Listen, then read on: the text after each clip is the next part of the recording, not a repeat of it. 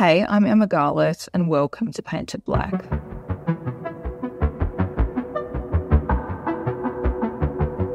Despite racism being illegal in Australia with the Racial Discrimination Act, it still occurs.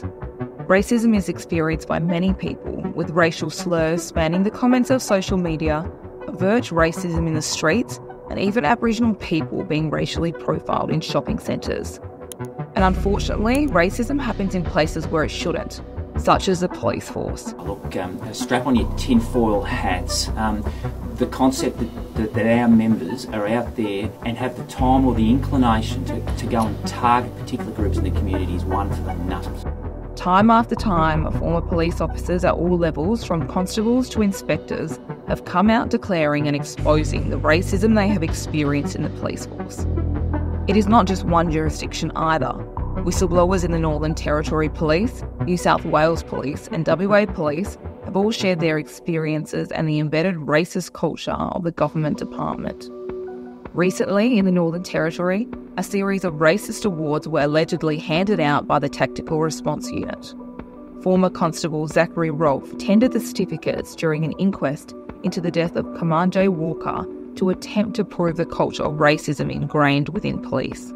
5 years ago in 2019, Mr. Walker was shot 3 times by Zachary Wolfe as he resisted being handcuffed while holding a pair of scissors. At a 5-week trial, he was acquitted of murder. Obviously, I think that was the right decision to make, but a lot of people are hurting today. Kumanjai's family and his community, and didn't need to get to this point, so I'm going to leave this space with them. Although these alleged certificates were in the Northern Territory, Western Australia has had its fair share of issues. In 2021, WA Police Inspector Jeff Regan expressed his concern with the racism in the police directed towards him for being an Indigenous person. I knew the real difference of my existence as an Aboriginal person in the agency was I was working at a particular work location.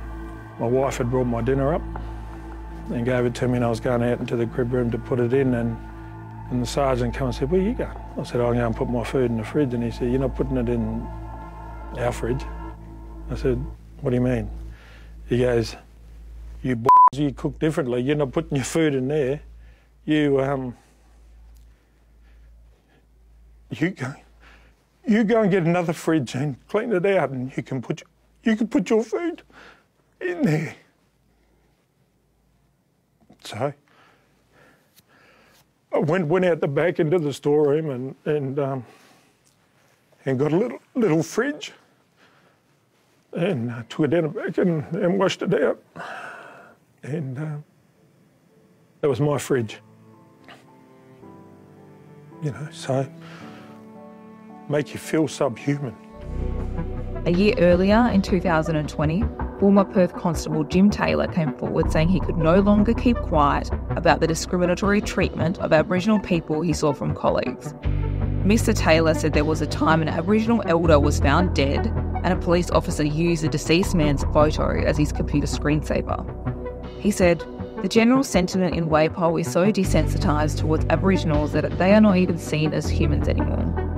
Hannah McGlade has shared her concerns with the situation, outlining, "We're also seeing a failure of governments to ensure accountability and reform of racist policing systems and structures, as is their responsibility. But what about the consideration of the new Indigenous police officers within the police force themselves?" Recently, a story was ran on a young Indigenous constable, Hannah Wilgamaz. And this week, I spoke to former Senior Police Liaison Officer, Jel Badan, who spent over 37 years in the police force.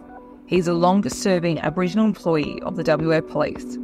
He said there needs to be more of a focus on community policing and cultural immersion programs. Indigenous police are working hard within the system, but if this culture of racism is so rife, shouldn't there be workplace safety concerns? This is a multifaceted and multi-layered problem, and with all the alleged evidence coming to light about the racism within the police force, why isn't this a major priority? There seems to be a focus on education and using racism as a learning and understanding opportunity. But the reality is, racism is illegal, and those who are racist should be penalised and dealt with under the law.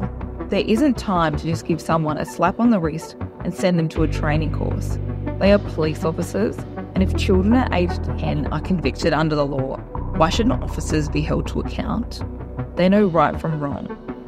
It seems a soft educational approach isn't working, and Australia has a responsibility to ensure there is no systemic racism under the International Convention on the Elimination of All Forms of Racial Discrimination. When will we start to see action? Thanks for watching Paint It Black with me, Emma Garlett. Don't forget to subscribe so you never miss an episode.